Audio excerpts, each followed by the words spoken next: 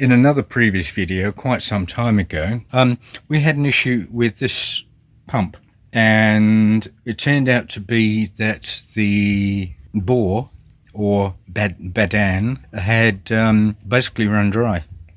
There was previously a pump on here which is about 7-8 years old, and I thought, okay, well, maybe there's some leakage or whatever inside that. I put a new stainless tank on it. Then when the problem persisted with the running out of water, running dry and pumping oxygen, I had a new pump that I'd bought a while ago because we'd had a previous issue with the pump, but I hadn't installed it. So I thought, okay, I'll whack that on. So I did that, and the problem persisted. So it means that the pump mechanism is fine. The pipe work here is fine. The brother-in-law and Mem's brother and Mem's nephew to help out, and they came over and we pulled up the pipes, all 38 metres, 37.5 metres of pipe going down there, and we checked out 2 pipes go down to a venturi, which is this guy.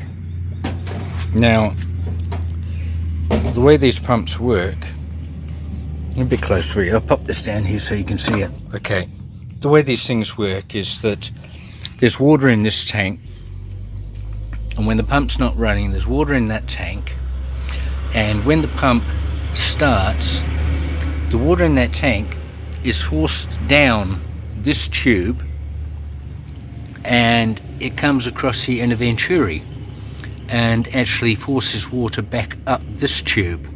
So while it's doing that, the pump is running and sucking, but this is pushing a plug of water up in here, because the pumps don't pump air, and not very well anyway, but they pump water. So if you get a plug of water from the tank, which the volume of that would fill this pipe to quite sort of a length, what it does is, so when the pump gets the water, a bit of water, then it starts to pump and really suck, and it's got this plug here, and down from here there is a tube which goes down another 3 or 4 metres into the ground usually. The venturi unit I just showed you was the one that was down the hole. I had a brand new one which came with the new pump. So what we thought we'd do is put in the new venturi, so we're happy that that's all well and good. And from that venturi, we then have this section of single pipe which goes down to a foot valve, a check valve, which is this guy here. Got a screen on the bottom, and it's got a weighted, like a trapdoor in it. These can give trouble. They can stop sealing, or they can jam up or get plugged up. So I had a new one of those, and a new section of pipe, which we put on that venturi, and that went back down the hole. We checked the pipes for cracks and everything, but then it seemed to be pumping fine, and it was doing that for about 3 or 4 days. But now we seem to be back at a stage where it's pumping air again. So that's kind of suggesting that that bore, well, whatever you want to call it, from whatever country come in, has issues. There was a big earthquake in Myanmar, and that was a good few months ago, but it was actually around the time that we first started having issues with this pump. And there were people online, and there were news stories saying that that earthquake, even though it was felt in some places in Thailand, but nowhere near the strength it was in Cambodia. And of course there was a lot of damage in Bangkok, and there were some buildings that came down, as you may have seen all those news stories. Now the suggestion is that we're in Isan, we're in the east, and we're like up on a plateau. Out of Bangkok you actually drive up the hill onto the plateau. Now the suggestion was that some geologists were saying that the strength of that earthquake seemed to have created issues for people with watercourses and sort of, underground water sources, and you can't call them tributaries, what do you call them? I guess just watercourses, subterranean watercourses. And it changed the strata, or collapsed the strata around some, and opened up in some new areas. So they said they would not be surprised to find people who were drawing, do you call it alluvial water?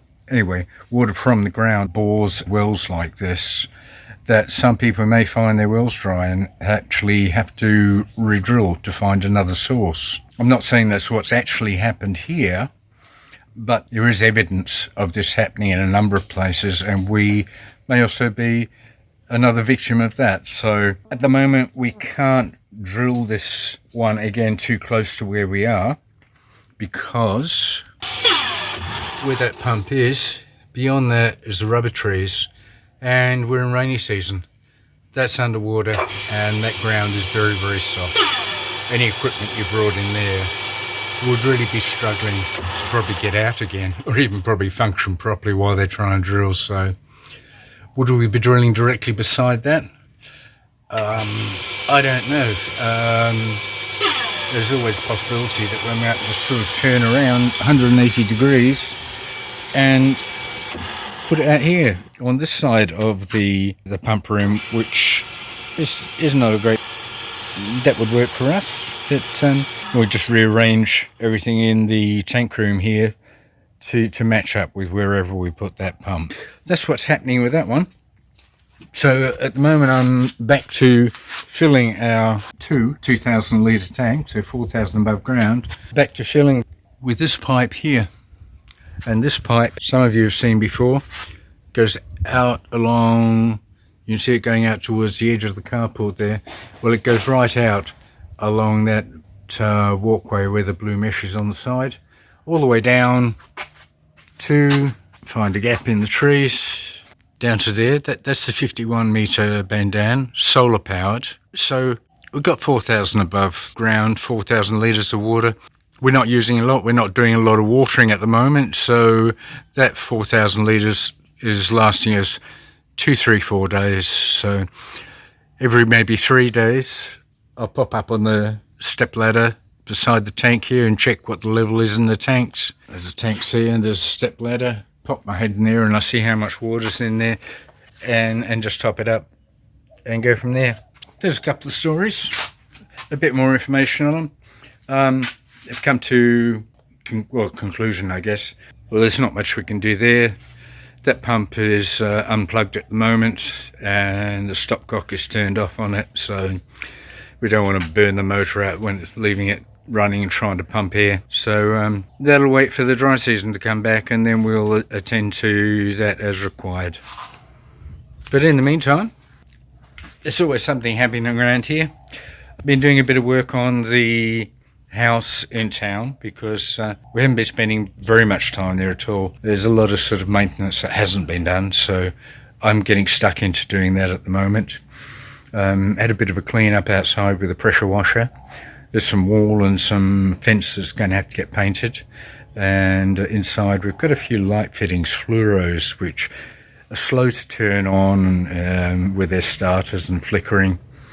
They're the ring type ones, so you see those circular ones with the dome glass type cover on them. But there are these LED replacement discs that you can put inside.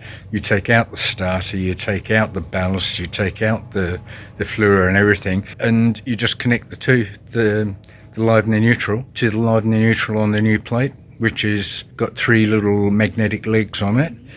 The magnet just holds it up onto the base of the light fitting, connect the wires and screw the glass dome back on, and off you go. They turn on instant. They don't need starters, they don't need anything, and it's a much brighter light with a lot less power draw. So that's where I'm heading at the moment. I'm going to go and buy a couple of those and see if I can't get them sort of knocked up before stumps tonight, before I go and get Talony from the market. So all good. Thanks for being here, and we'll catch up with you next time. Please subscribe if you haven't already. Give me some comments or questions, anything. It's great. Love to talk to you. Bye, guys.